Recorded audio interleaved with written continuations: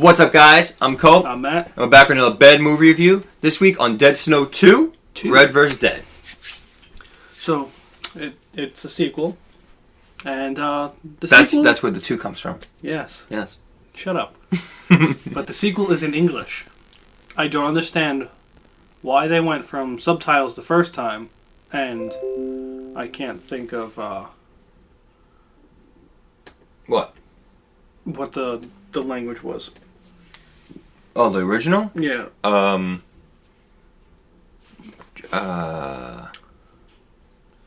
Sweet. I don't know. I don't know either. But this one's in English. Why they made that switch and why they couldn't just do that for the first movie is beyond me. Yeah, I mean, I thought, originally when they made the movie and it was in a foreign language, like they just spoke that language. But then in the sequel, you get the same main character coming back, Martin, and he speaks English. So, yeah, so it wasn't very good English, but it was still... It was English nonetheless.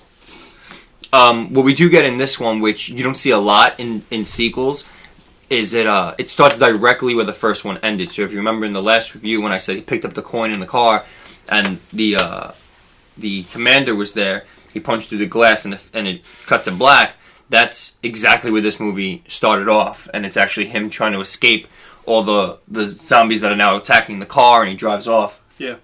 And what we end up getting to happen is the commander is the only one still on the car when he's driving down the road, and he swipes a truck. And the truck hits the zombie, and his arm that was in the window gets completely cut off, and it lands in the car.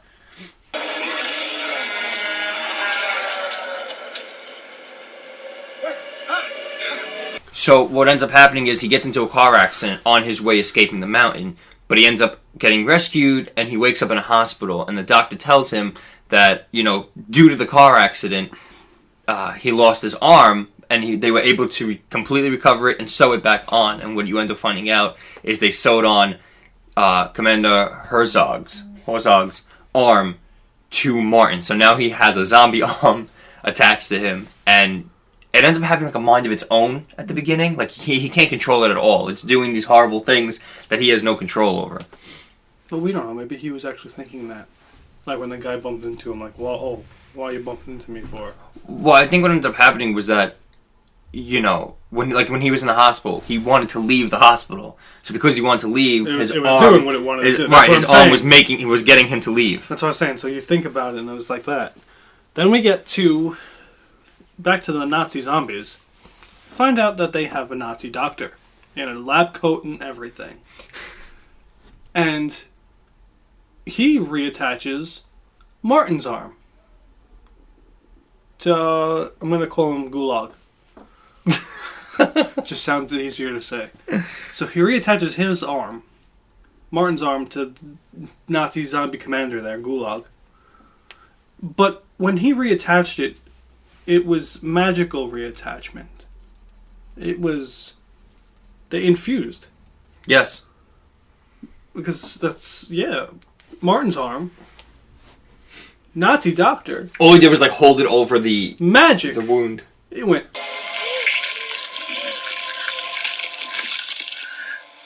So what ends up happening is, besides that zombie magic we got going on, there's actually a lot more, because he walks to a small cemetery that has more Nazi soldiers in it, and he does this whole Superman punch the ground type of thing, and when he punches the ground, all blue cracks form, and apparently that's how he raises his army. So now he can punch the ground and this magical energy happens and they resurrect.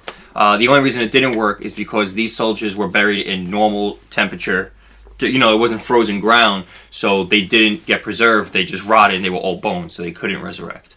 What we do get is a segment of Martin escaping the hospital, and it's really a crazy scene, because you meet this kid, Bobby, and he talks to these people in America known as the Zombie Squad, and he takes pictures of Martin's arm and everything. So Martin convinces him to undo his strap so he can escape, but he doesn't know how to get out because there's a cop at the door. Yeah. So, of course, his arm does it for him, and he takes the kid by the shirt and just throws him through the window and through the metal bars.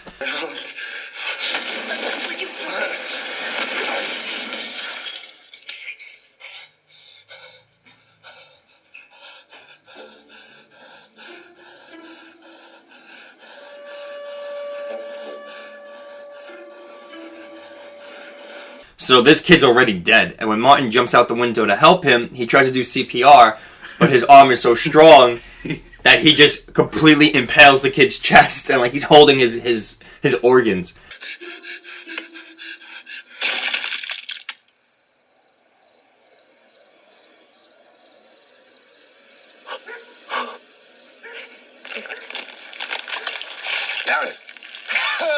And Martin doesn't want to do any of this. You know, he's scared when all this stuff happens, and he's upset that this kid's dead now.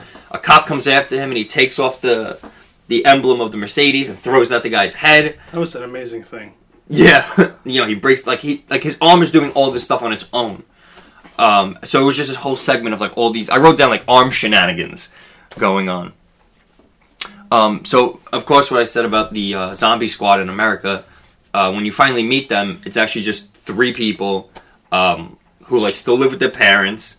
It's a guy and 2 girls, and it's like this little thing they do. But what you kind of find out at the beginning, at least, is that the only one who takes it seriously is the guy. Yeah. Who runs. The 2 girls are kind of just there for fun. But once they get to Norway and they see it, they all get really into it. So Martin goes to a Nazi museum to learn more about why he came down from the mountains and stuff, and we meet another guy, and we find out this guy is Roy from the first movie, but he's playing a totally different character, and like they just casted him again to be in this movie. Like I guess they had good chemistry or something, so they put him back, but they didn't even act together at all. No, it's like a quick scene. Yeah, very rarely were they together in the movie. So I was like, why then did you use the same actor? Unless they make it, I don't know. Like unless that's kind of what this movie's like shtick is. Like if they ever make a third one, maybe he'll come back again as another character. You know what I mean? I don't know. I mean, it did seem a little strange. Like at first when you saw like scenes, I actually thought it might have been like a flashback type thing from when they were younger. Like him remembering his friend, but no, he was actually just a totally different character. No, the only remembering scene was when he died from the first one. What do you mean? They showed him getting ripped apart. Oh, yeah. Yeah. This movie, we've noticed, likes to use intestines a lot. Oh, my God. Like everything, there's somebody's intestines getting ripped out. Yeah. One after another. So the zombies pull out this guy's intestines. One goes one way with it, the other starts walking towards the tank. Yes, they have a tank. And they used the intestine to siphon gas from a truck. That's like... I don't have anything else to say. Did they siphon gas through an intestinal tube? First off, this movie just made them a hell of a lot smarter, that they know how to siphon gas. There is no limit to how smart or even humanized these zombies can be. Well, because by the end of the movie, they practically had their own personalities. By the beginning of the movie, they had magic. Yes. So. Okay, so afterwards, from when he realizes that he can't raise the rest of his own army, he ends up recruiting normal people. So what he will do is just kill a person and then resurrect them with more magic, and now they're part of his zombie army. So now his army is not only Nazi zombies, but regular zombies as well. But we do get this one character. After Martin figures out that he can also raise the dead. Excuse me. He can also raise the dead using this magic because of the zombie arm he has now. And we get this one character.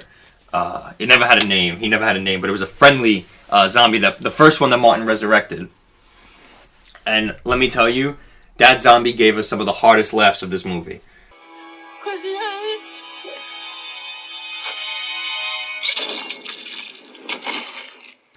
Just everything that happened to it. And I'm going to show a couple of scenes involving the zombie and what happened to it. And it was just so funny to watch. It was. It really was. And the fact they kept going back to it, even after a point when you thought they wouldn't, kind of made it funny. Like, it never got old. No. This one thing that they did never got old.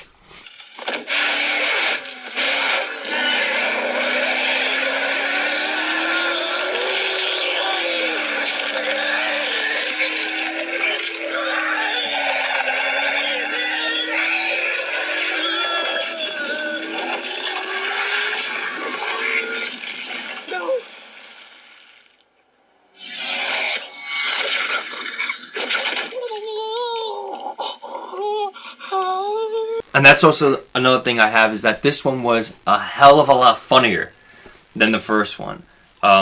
Dead Snow, I think, was supposed to be a horror comedy, even the first one, but it didn't hit on that note. I think it was the subtitles and stuff, like the language barrier at first. Yeah, but even this one wasn't funny because of the dialogue. This one was funny just because of what happened in the movie. But I'm just saying, they were trying for it, like they didn't know how to do it with the languages all. That's what I'm... But, this one hit on a note that just the first one could not touch. This one was 100 times funnier than the first one. And if they are supposed to be... I'm pretty sure they're supposed to be a horror comedy. This one really nailed it. Fantastic comedy in this one.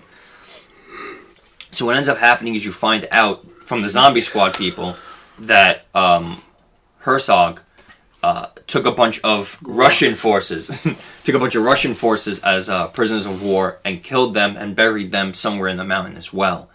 So Martin takes a trip up there to resurrect his own army. And when they get back to the town, there's this giant war that ensues between the Nazi zombies and Martin's Russian zombies now. And they did a great job on it. They did. It was a really good scene.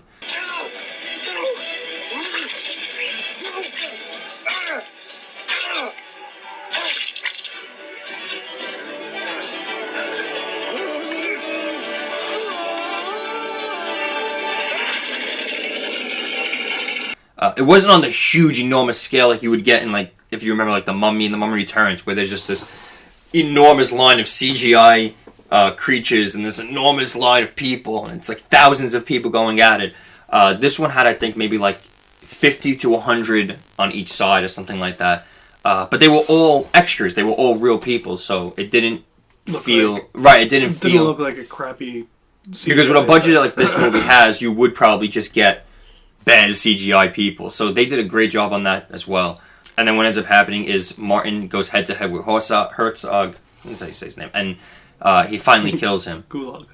And you actually have the closing point of this movie. So, yeah. You find out that Martin decides he's going to go use his power and resurrect his girlfriend from the first movie who died. And that's right, boys and girls. You guessed it. Necrophilia. Hannah. Yes, Hannah. I understand it's your girlfriend, but she's dead.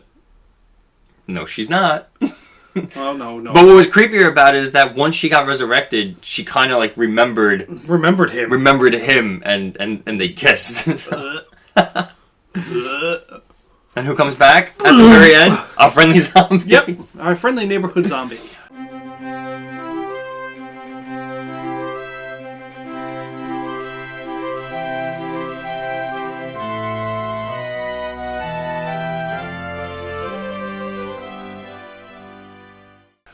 But so that's the end of the movie. So let's give our final grades. I will. I give it an... Let me help you. A! It was hard to get that out. Oh my god. Is that your first A? No. I don't know. Second A? Maybe my second. Very rare A. Yes. No, I enjoyed the movie. It was pretty funny. It was very good. I hope to do a sequel. I am forced to give this one an A+. Beep, beep, beep, beep, beep, beep, beep. Flashing lights. Fireworks. A+ for this one. Just, to me, I felt like it did everything right. And everything that was good of the first one, they just did better on as well. So yeah, I did read that they are in the making of a third. You know what's funny? I actually Googled that myself a little earlier. I was curious. So an A and an A+. This movie is clearly worth your time to watch. It's a good time. It was. So that's our bad movie review on Dead Snow 2, Red vs. Dead. Tune in next week for a bad movie review on Avalanche Sharks. There are sharks in an avalanche? Question mark? As always, like, comment, subscribe. Let us know what we can do better or what movies you want us to check out yourself. But until then, I'm Cope. And I'm Matt. And we'll see you next time, guys. Later.